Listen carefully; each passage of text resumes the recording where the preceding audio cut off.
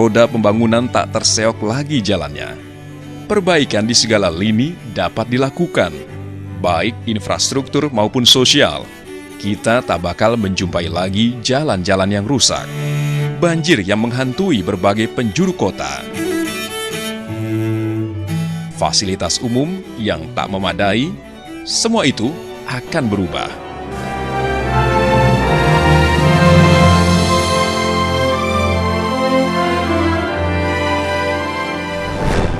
Sekolah-sekolah rusak akan berganti baju menjadi sekolah yang layak bagi para siswanya.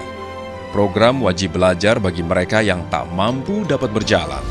Pemukiman padat dan liar dapat segera diatasi.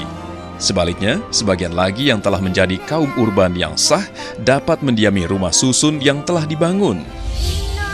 Kemudian terbukanya lapangan pekerjaan yang luas. Ini semua dapat terwujud bila kepatuhan sukarela wajib pajak meningkat.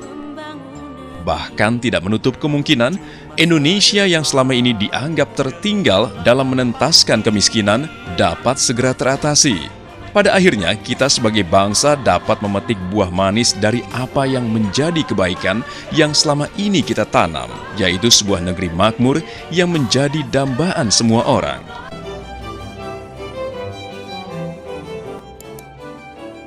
Sebenarnya Pak, ada tidak konsekuensinya bagi orang-orang yang tidak melaporkan SPT-nya secara bisa dikatakan berkesinambungan setiap tahun tidak pernah melapor sehingga ya bisa menjadi 5 tahun, 7 tahun?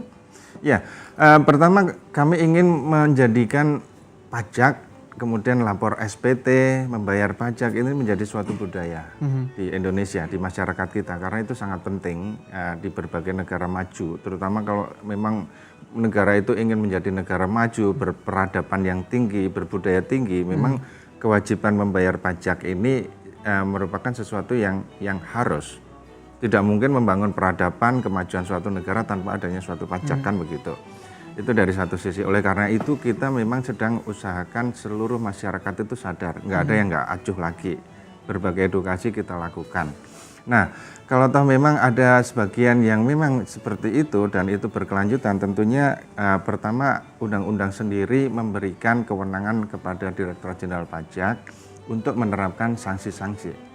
Misalnya dari datanya muncul, oh dia punya aset, dia punya penghasilan segini, nggak pernah dilaporkan, nggak pernah dibayarkan, ya tentunya sesuai undang-undang Direktorat Jenderal Pajak punya kewenangan untuk menetapkan pajak, untuk mengenakan sanksi juga. Nah sanksinya itu kalau dia terlambat atau tidak lapor secara formal, nah itu memang hanya 100.000 untuk WPOP dan 1 juta untuk WP Badan. Per tahun Pak? Sekali aja. Sekali? Tetapi kalau kemudian dari data yang kita miliki dan kita hitung, ternyata ada pajak yang belum dibayar, nah itu sanksinya akan berbeda lagi. Sanksinya menjadi 2% per bulan dari sejak dia seharusnya bayar sampai dengan ditagih.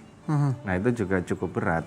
Artinya ya kita selain tadi ini masalah mentalitas budaya yang harus kita bangun, tapi juga konsekuensi dari tidak melaporkan, tidak membayar pajak itu juga menurut undang-undang sendiri cukup berat.